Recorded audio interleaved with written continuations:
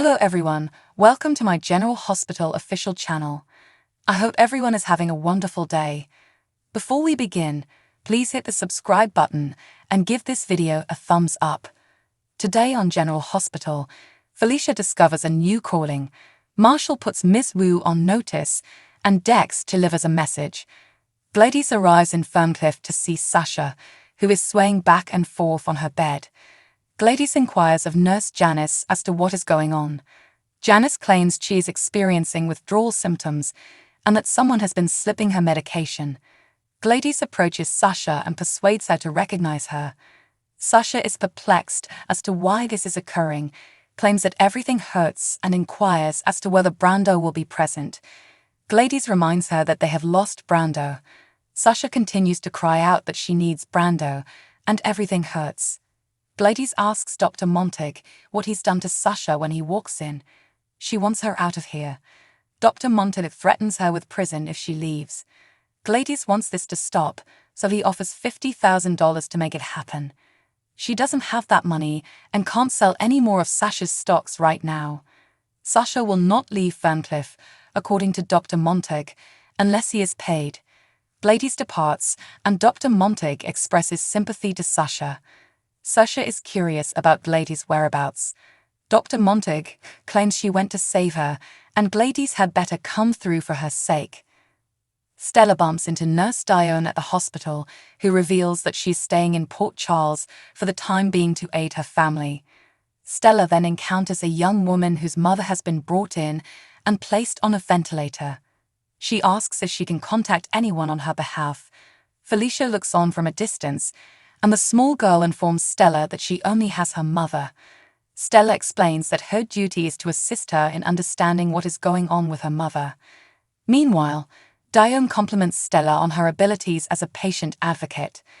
Later, Stella informs the young girl that her mother has a lung infection that has caused it to collapse, but she is expected to recover completely. The girl sobs and thanks Stella before they hug.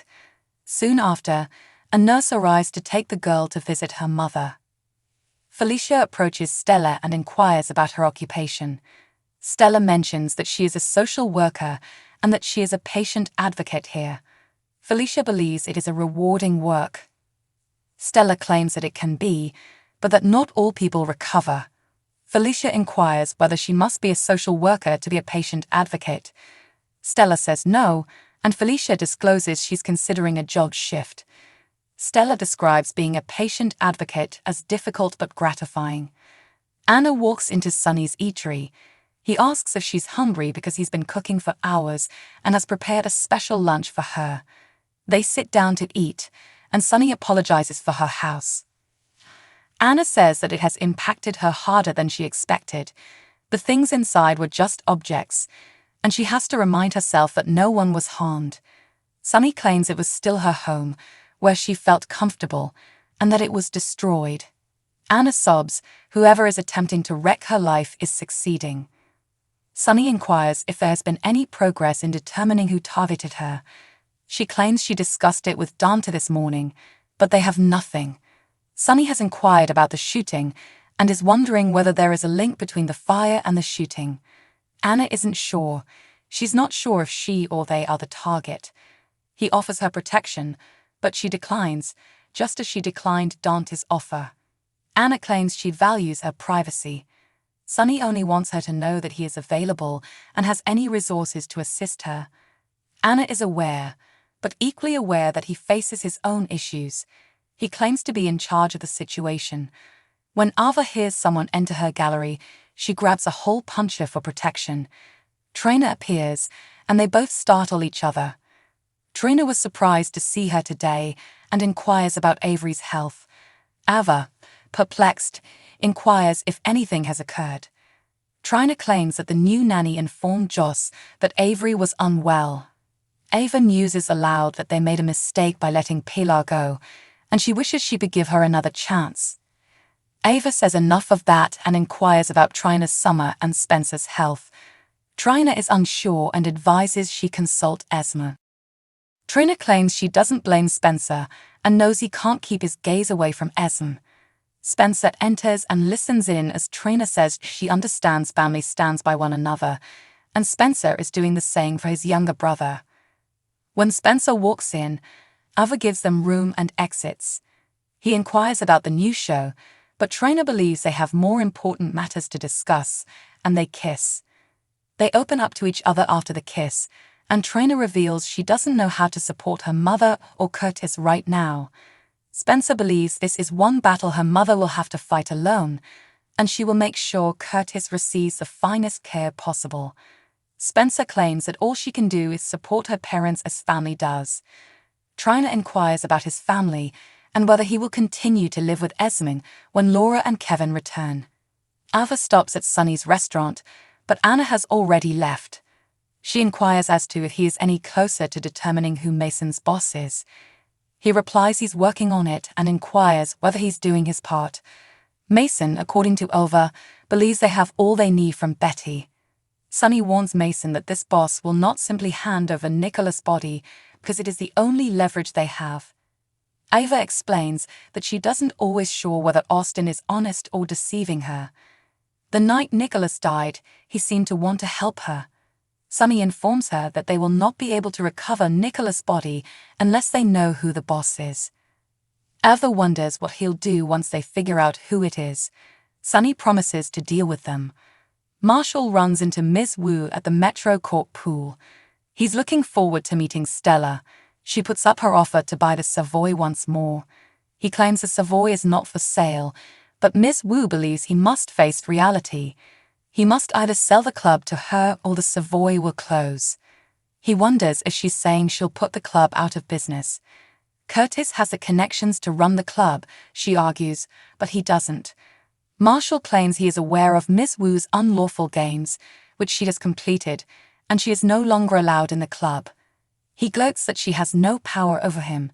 She tells him that everyone possesses information that can be used against them. Meanwhile, Anna has a meeting with Jordan. Jordan invites Anna to lunch, but she declines because she has already eaten with Sunny. Jordan observes that she and Sunny are friendly. Anna claims that without a badge, she no longer has conflicts of interest. Jordan informs Anna that she is keeping an eye on her case as deputy mayor. Anna praises her, but she thinks it's strange that there are no leads. Jordan wonders if the fire and shooting here are related. Anna has no evidence, but she believes they are unrelated.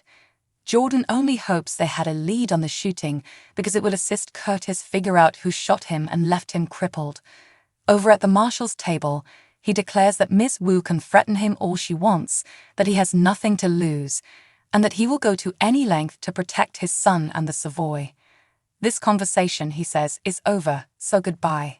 Miss Wu walks away. Stella shows up and apologizes for keeping Marshall waiting. She does, however, believe she has recruited some support for her department at GH. Stella believes she has made a difference in someone's life today. Gladys walks into the water and bumps into Ms. Wu. Ms. Wu inquires about her next payment. Gladys tells that there is a hold on Sasha's shares, but she is taking care of it. Miss Wu isn't looking for excuses, she's looking for her money.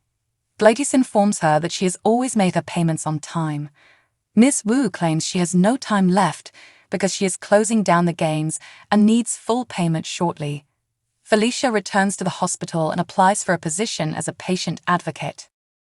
After Austin goes by them in Pentonville, Carly tells Drew that something about him bothers her.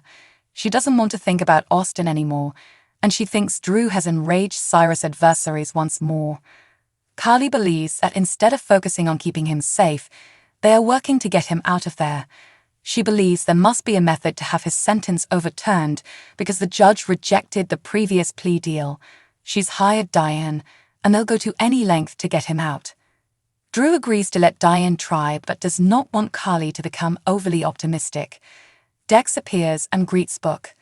Dex reveals that he works for Sunny and that he has a message for him. He informs him that Sunny wishes for Drew Kane to be left alone and that Book is not to look at or approach him. Book says that he wasn't going after Drew, but rather Cyrus. Dex says Sunny doesn't accept excuses, so even if Drew spends the entire day with Cyrus, he avoids Drew. Book says he understands, but Drew is skilled at looking after himself. Dex says he'll keep an eye on him from time to time. Cyrus is relieved to see Austin in the hospital.